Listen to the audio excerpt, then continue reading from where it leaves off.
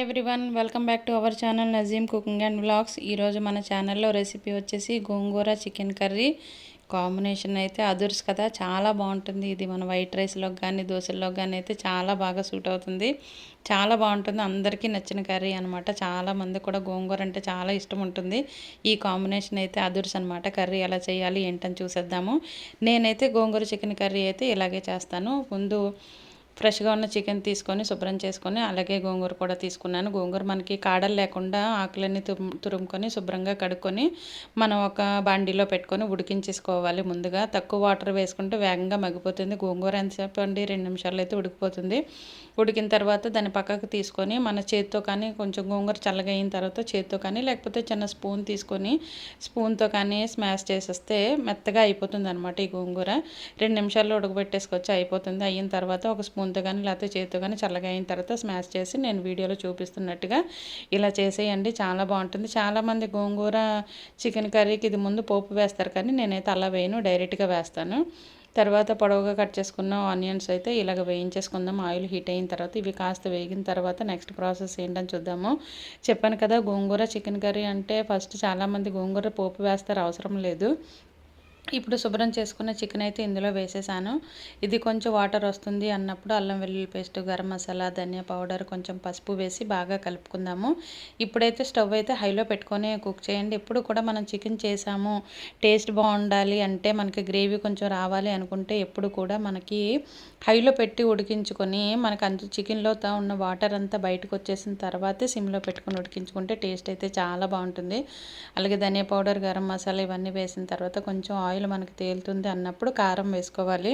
ముందే కారం వేస్తే మనకి కర్రీ అంతా కూడా మాడినట్టు స్మెల్ వస్తుంది. అలాగే బేగా గట్టిపడిపోతూ ఉంటుంది అనమాట, అంటే మూకుడికి అంటుకుపోతూ ఉంటుంది. అందుకని ఎప్పుడు కూడా ఇవన్నీ బాగా మగ్గి ఆయిల్ తేలుతుంది అన్నప్పుడు కారం అయితే యాడ్ చేయండి. ఒకసారి ఈ టిప్ అయితే పాటించండి, చాలా బాగుంటుంది. చాలామంది గోంగూర అంటే ఫస్ట్ గోంగూర ఉడికించి దానికేం పోపులు వేసి చేస్తారు. నేను అలా ఎప్పుడు చేయలేదు, ఇలాగే చేస్తాను. టేస్ట్ చాలా బాగుంటుంది. మీరు కూడా ఒకసారి ఇలా మార్చి టేస్ట్ చేసి చూడండి, మీకే తేడా తెలుస్తుంది. ఆహా, ఈ రెసిపీ కూడా బాగుంది అని. ఇప్పుడైతే మనదైతే దగ్గరికి అయిపోయింది, చూసారా? చూడడానికే చాలా బాగుంది కదా. అసలు చెప్పాలంటే ఇలాగే తినేయచ్చు అనమాట. కర్రీ అంత బాగుంటుంది. దగ్గరికి మగ్గిపోయి మనకి చూసారా వాటర్ తేలుతుంది కదా. ఇలా వాటర్ తేలి వరకు అయితే మగ్గించుకొని ఇప్పుడు స్టవ్ సిమ్లో పెట్టుకొని కారం కూడా యాడ్ చేసుకొని బాగా శుభ్రంగా మొత్తం మన ముక్కలకి అంతా కూడా సాల్ట్ కారం అద్దేటట్టుగా కలిపేసుకుందాము.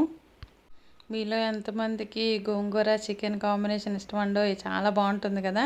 నేను ఇప్పుడు కారం అయితే వేసేసాను. ఇది మొత్తం కలిపిన తర్వాత బాగా కరిగి మనకి చూసారా ఆయిల్ అయితే ఎలా తేలుతుందో. తేలే ముందు మనం టమాటా గుజ్జు అయితే వేసేయాలి. మిక్సీలో పెట్టద్దు, మీరు చేస్తే చేత్తో స్మాష్ చేసేయండి, లేకపోతే మెత్తగా చిన్న చిన్న ముక్కలుగా కట్ చేసిన తర్వాత వేయండి. ఇంకొకసారి రిపీట్ చేస్తున్నా, టమాటా ముక్కలుగా వేయొద్దు, ఓకేనా? వేసిన తర్వాత మనకి ఇదైతే చూసారా చాలా దగ్గరగా అయిపోయింది కదా. నేనైతే ఇందులో గోంగూర మనం స్మాష్ చేసి పక్కన పెట్టుకున్నాం కదా, అదైతే యాడ్ చేసేసాను. యాడ్ చేసిన తర్వాత మొత్తం కర్రీ అయితే ఇలా వచ్చేసింది అనమాట. చాలా బాగుంది, చూడడానికే కాదు తినడానికి కూడా చాలా బాగుందండి.